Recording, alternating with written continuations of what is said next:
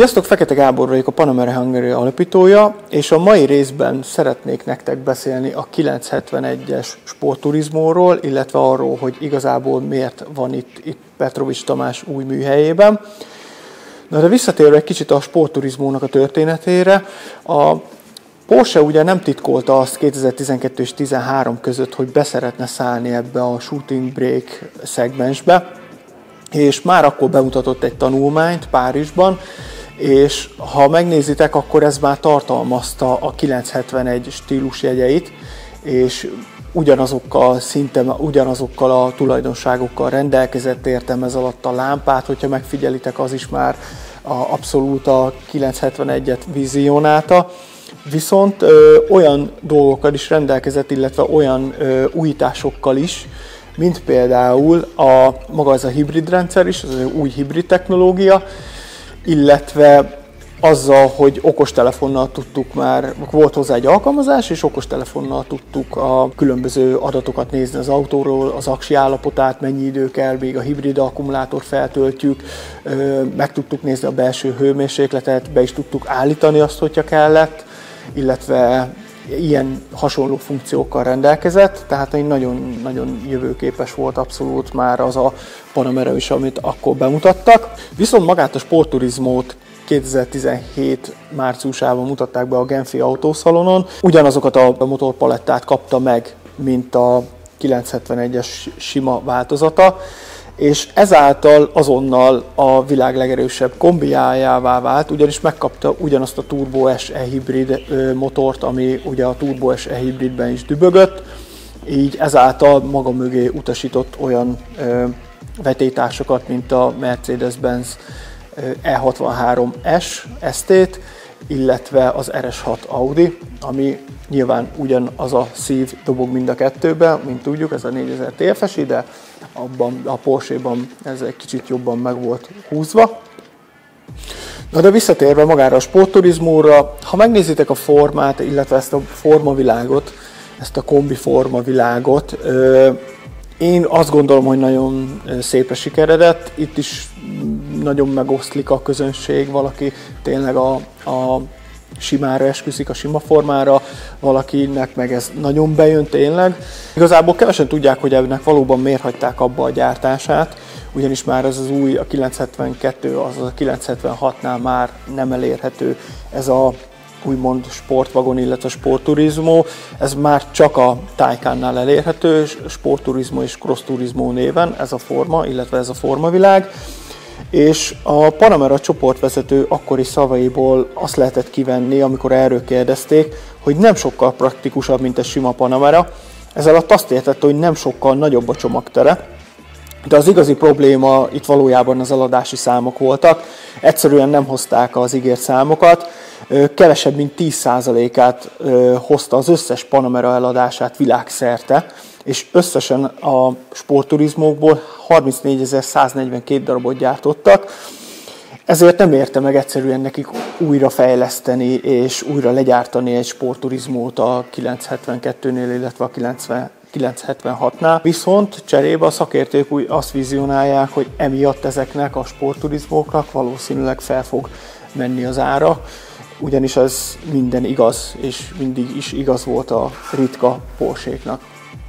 És ahogy a Porsche vezető is fogalmazott, ha megnézitek, tényleg nem sokkal nagyobb a csomagtere ennek a változatnak, nem sokban különbözik a másik változattól, ugyanúgy elérhetőek voltak szinte ugyanazok az extrák, mint a sima változatnál, ugyanúgy itt is kaphatott 4 zónás klímát, hűthető hátsó üléseket, talán azt hiszem a komfortülések nem voltak itt ennél elérhetőek. Picit nagyobb lett hátul ugye az üvegtetőt, tovább húzták, de semmilyen jelentősebb változtatás volt tényleg a formavilág. Ha azt nézzük, igazából ezek a sportturizmók 2017-től 2024-ig voltak elérhetőek, amíg meg nem jelent a harmadik generáció. Ugyebár értem ez alatt a 971.1 és a 971.2-t. De igazából, amiért itt vagyunk most Tominál, a Watt Motorsnál, az nem csak a kötelező szerviz, hanem azok a módosítások, illetve utólagos extrák, amiken átesett ez a mögöttem található gyönyörű szép sportturizmó, ugyanis nem csak Európa, meg nem csak ország, de szerintem világszinten is azért igencsak úttörő megoldásokat hajtott végre Tamás, akinek ugyebár hivatalos Porsche úgymond licence van és hozzáfér a Porsche adatbázishoz, tehát teljes mértékben legálisan fel tudta ezeket kódolni, de én azt gondolom, hogy mik ezek az extrák és milyen meló munka volt ezeket felkódolni, beszéljen nektek Tamás. Sziasztok! Az autóba beépítésre került utólag ugye a Burmester HiFi, beszerelésre került a Soft Close zárak ugye az ajtóba, ami hogyha behajtod az ajtót, akkor tovább húzza egy külön villanymotor. Ezeket mind be kellett kábelezni az összes ajtóba, illetve a keyless entryhez is a kilincseket. Modulokat is kellett cserélni, nem is egy modult kellett cserélni az autóba, ezeket programozni és kódolni is kellett ezeket a modulokat. A beszereléshez eléggé szét kellett szedni ugye az autónak szinte minden részét. Ugye itt érted az alatt, hogy teljesen a kábelezést is olyan kábelt kellett szerezni hozzá, ami abszolút tartalmazta azokat a csatlakozókat, azokat az érpárokat, hogy így fogalmazzak. És hogyan nézted meg azt, hogy mit hova kell kötni? Tehát, hogy azt most külön biztit bekötötted őket, vagy hogyan nézted ezt? Úgy képzeld el, hogy kaptunk egy komplett full extrás autókábelköteget, és a csatlakozókból szállanként kellett kiszedni a vezetékeket, sarukat, külön sarukiszedővel, és kellett nézni közben az online kapcsolási rajzot, összehasonlítani a full extrás autó és az alapfelszereltségnek a különbségeit, és ez alapján kellett bekábelezni a megfelelő pontokra. Igazából minden modul között, igazából minden egyes alkatrészt a kilincsekre gondolva, akkor a hátsó rólónak a motorjának is kellett külön csatlakozót gyártani, illetve a Burmester HiFihez is plusz csatlakozókat kellett vásárolni, mert ugye a kábelkötegbe, a műszerfal kábelköteget nem kaptuk hozzá, és ott például nekünk kellett legyártani ugye a vezetéket is felsarúzni, és a csatlakozó műanyagot is meg kellett külön venni. És jól tudom, itt ugye a keyless az úgy működött, hogy elhúztad a lábadat és kinyitotta a hátsó ajtót? Ahogy mondod, most már így működik, előtte nem így működött. Igazából a lökhárító is igényelt egy plusz szenzort, egy antennát, amit bele kellett szerelni, meg egy kis modult, ami veszi az antennának a jelét és jelet továbbít. Igazából a hátsó elektronika felé, hogyha csinálunk egy ilyen úgymond alárúgást, úgyhogy a zsebedben van a kulcs, az autónak a kulcsa, és be van zárva a központizár, akkor kinyitja a központizárat és felnyílik a csomagtérajtó. Illetve, hogyha nyitva van a csomagtérajtó, majd láthatjátok, hogy beépítettünk a sima gomb helyett, a lezáró gomb helyett egy osztott gombot, amin az egyik gomb egy ilyen olyan lezáró gomb, ami utána vissza is zárja a központizárat. Az csak a keyless-eseknél volt akkor elérhető.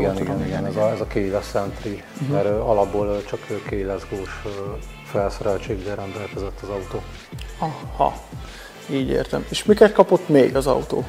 Igazából cseréltük a 4 ajtókárpitot, nagyrészt a Burmester HiFi miatt, másrészt így kapott ambient light világítást, mert ugye a Burmester hangszórórácsokban bele van integrálva egy ilyen több funkciós LED, ami több szint tud, és ezt a gyári menüből tudjuk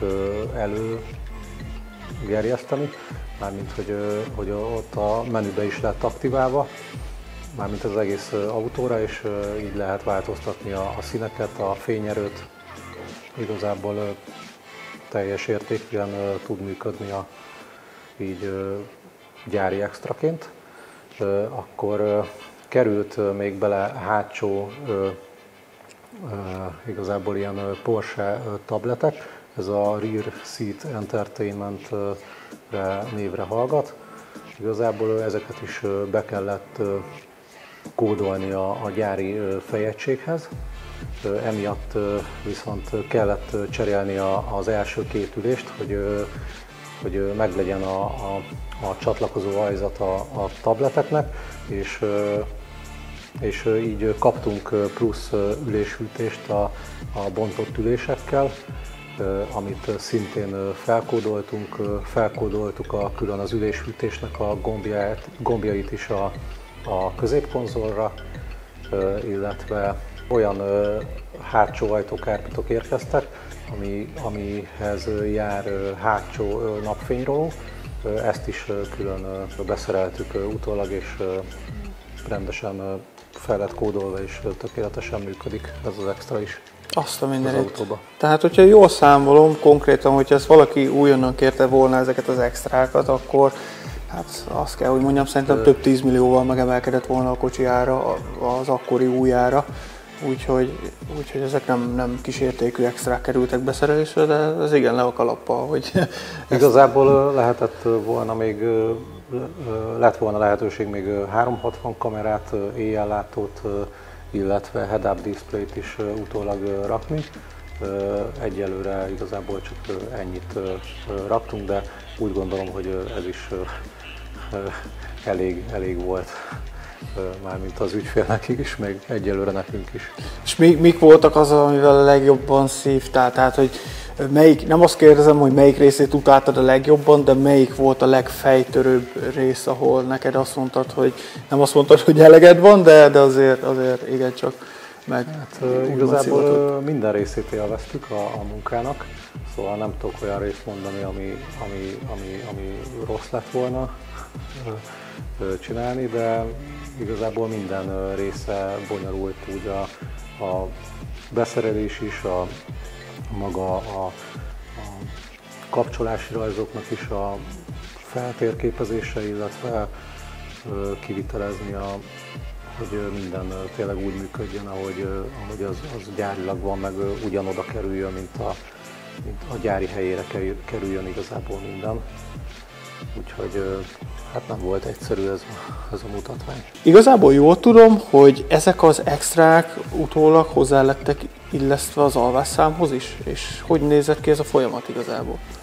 Igazából a szervizünk rendelkezik gyári PPN partner szerződéssel, és így van lehetőségünk arra, hogy online az alvásszámhoz hozzárendeljünk minden egyes plusz extrát, illetve hogyha javítunk egy autót, akkor a szervizeket is tudjuk rögzíteni az online szerviz rendszerben, így nyomon követhető a külföldi és az itthoni szervizelőélet is.